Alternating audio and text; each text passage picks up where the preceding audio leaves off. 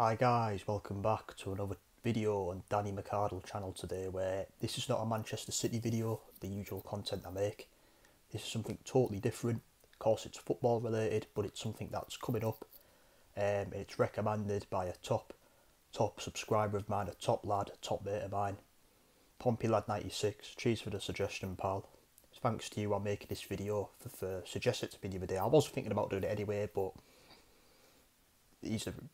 Pompey Lad 96 is the reason why I'm doing it, so thanks mate for the recommendation, and I'll happily do it. This is my thoughts on Euro 2021. You could say like a thoughts video, my predictions, and who I think's the strongest teams and who I think's going to win it, and I'll talk about England's chances as well. So yeah, obviously I'm very excited for Euro 2021. It starts, in the first match is this Friday, Italy v Turkey. England play on Sunday against Croatia in their first game.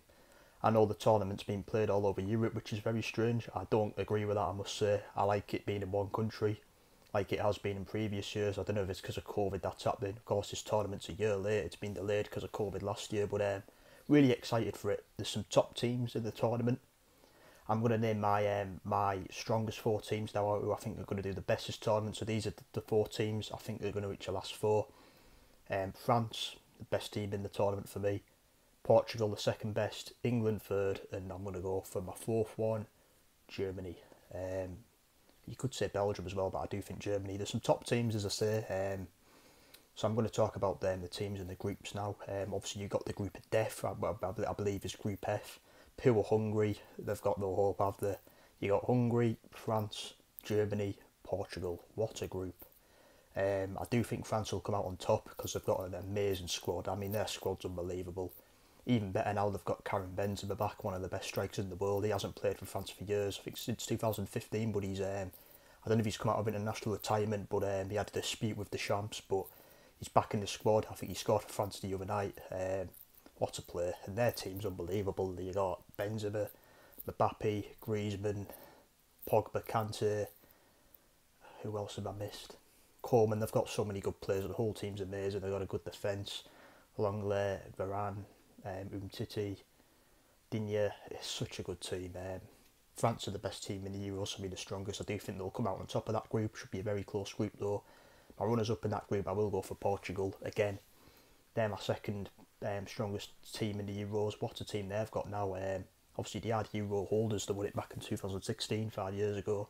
They've got so many good players, as we know. They've got three amazing Manchester City players who I know about: Ruben Diaz, Bernardo Silva, João Cancelo, and of course they've got the mighty Cristiano Ronaldo, Bruno Fernandes, Nuno Mendes, an upcoming young player, Renato Sanchez, who's kind of turned his career around. He's doing good now, rejuvenated his career. They've got top players. I'm trying to think who I might have missed for Portugal. They've got the Wolves lads with Neves, Diogo Jota, very good player, Liverpool man. So yeah, there's so many good teams. The only thing I'd say about Portugal is, the only concern for me is that you've obviously got Ruben Diaz as the mid centre back, but next to him you'll most likely have 38-year-old Pepe, very good player still. He was amazing in the Champions League this season, but I do feel that's an area of concern. I feel if they're up against a really good pacey striker like Benzema, for example, that could be a problem. But they do have Ruben Diaz, who's amazing. And obviously the team I'm going for to miss out on that top two is Germany. Even I did say they're the fourth best team in the Euros. I did say the four teams that had reached the semi-finals, obviously the semi-finals, but obviously Germany can't do that, so I would say Belgium. But I do believe Germany is still the fourth best team at the Euros, but I think because this group's that strong, they're unfortunately going to miss out. This is Joachim Löw's last tournament. So you'll want to go out with a bang. They've got good players, Germany. They've got Gundogan, who's been amazing for us this season, scored a really good goal for Germany last night. Timo Werner, who's had his struggles in front of goal this season, but he's a good player for Germany. Leroy Sané, amazing player. Joshua Kimmich. They've got top players, but I think because this is the group of death, as much as it's hard for me to say, I do think the Germans are just going to miss out on reaching the knockout stages because the group's that good. And obviously you've got Hungary, who don't really have a hope. They are the massive underdogs in that group. I just feel for them. I'm sure they'll give it a go, but it's going to be very, very difficult for them to come out that group. Don't really know much about Hungary. I know they've got Gulaski, the goalkeeper, the Leipzig keeper. Is it Dudasha? I can't say his name. He's a decent player. But nah, you don't have a hope for them, do you? If they're in maybe a group with more teams at their level, they could have had a chance, but not against them three European international giants, I should call them. They haven't got a hope. So I'm going to move on to England's group now. We're in a group with Scotland, Czech Republic and Croatia. I expect us to get out this group. I do think we'll win it. Our first match is against the second group favourites for me, Croatia, who have a habit of beating us. They did in the last World Cup, of course. They've got good players like Luka Modric, Mandzukic. Who else have they got? Subasic is a good goalkeeper. I don't know if he's still their number one. Dejan Lovren is quite a good player for Croatia. The Chelsea lad Kovacic, Perisic, good player. So yeah, there's some dangers there, but I do feel England have got a better team than Croatia, so there's no excuses. Then you got Scotland, who I've tipped to be my dark horse of the tournament. I've got a good feeling about Scotland, and I do think they're going to win the first match against Czech Republic. I mean, this is the best Scottish team you could say in years. They've got some real decent players now there. McTominay, Gilmore, very exciting midfielder. Ryan Fraser, the recently turned Scottish international Che Adams, who's a good goal scorer. They've got Robertson and Tierney.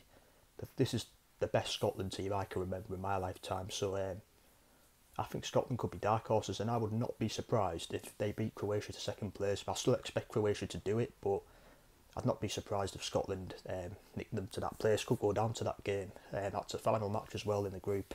You've got Czech Republic, who I think they've obviously got the West Ham lad Šušek, but I think they'll finish bottom this group, if I'm being honest. I think England, Scotland and Croatia are better than them.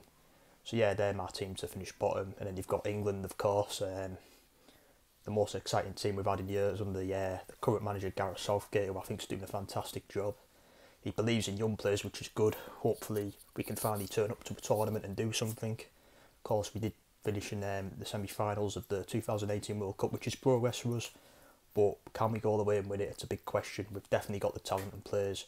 You look at his final squad, he's picked the likes of... see, there's a dilemma who's going to start in goal. If it was down to me, I'd start Dean Henderson. We've got a decent defence. He's picked a lot of right backs, so obviously Kyle Walker, Reece James and Kieran Trippier. I think he could play left back. He could play the back three. He could move Walker to the centre back with Stones and Maguire. Luke Shaw has had a good season at United. The midfield, very strong. Henderson, Mount, what a season he's had. Phil Foden. We've got great attacking options. Kane, Grealish, there's so many. Most exciting England team in years. Can we finally win it? We shall see. But I do expect us, England, to win the group. I'm still going to go for Croatia to finish second, but I would not be surprised if Scotland beat them to that. I think for Croatia now, they're aging a bit. You look at their top players, Modric, Mandzukic, they're getting on a bit now, but I'd still think they'll come second. I do think the Scots will finish in third just behind them, could go down the goal difference, and I think Czech Republic will finish bottom. Let's talk about the other teams now. I've named the four strongest teams, I think. We'll look at Italy, who've got the most exciting team they've had in years. I do think they'll get out their group. Roberto Mancini's doing a magnificent job there. They've got the good young goalkeeper Donnarumma, who's on the verge of joining PSG in real life. I don't think they've been beaten since 2019. They're on a two-year unbeaten run. So, and they've got some good players. Like I said, Mancini's doing a good job.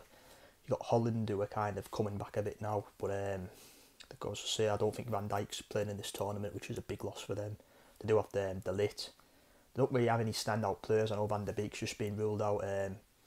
But they're kind of coming back, Holland. I think quarterfinals or same with maybe Italy. You've got Wales, who I've got a bad feeling about Wales. A lad who I work with, he's picked Wales as his dark horse. I disagree. I think I don't think they'll do what they did in 2016. Obviously with the Ryan Giggs saga, he is their manager. He can't manage him because he's been in court about beating his girlfriend up. So they've got an interim manager in charge. But they're going to rely massively on Gareth Bale if they're going to get any success. He's their main man. But I do think Wales are going to struggle. Obviously Ireland and Northern Ireland didn't qualify, sadly. I think Scotland will have a good tournament. I think out of the home nations, I think England and Scotland will do the best. Don't have my hopes high for Wales. Let's have a look at the other teams. Belgium have got an amazing squad. Of course, Kevin De Bruyne, we all know about. Lukaku scores a lot for Belgium. Roberto Martinez is doing a very good job there, good manager, and they've got Thierry Henry back on the backroom staff as well. But yeah, but I think England will get to the semi-finals for me. I'm going to go for that. My winners are going to be France. I just think they're too strong. And my runners-up will be Portugal. That's the way I see it. I just think France are too strong and they're going to win the tournament again. Should be a good tournament anyway, and I'm really looking forward to it. My top scorer, I'm going to go for Harry Kane to be top scorer. I really fancy him to score a few goals for us with the service he'll have from our players. Even though I think the way the tournament works out, England could get knocked out by Portugal in the last 16, but I'm going to stick with what I said. I do think France will win it, they're too good. I'd love to see England win it, but it's going to be difficult. But I've got belief in Gareth Southgate in this England team. Obviously, we played 2 friendlies, we won them both 1-0. Slow games, we need to really pick it up against Croatia. We were missing the Man City and Chelsea players, so let's hope for a good tournament under Gareth Southgate. I do believe in him, and he's to an exciting Euro 2021. Thanks for watching, guys. Take care. Hope you enjoyed the video. Enjoy the Euros. See you later.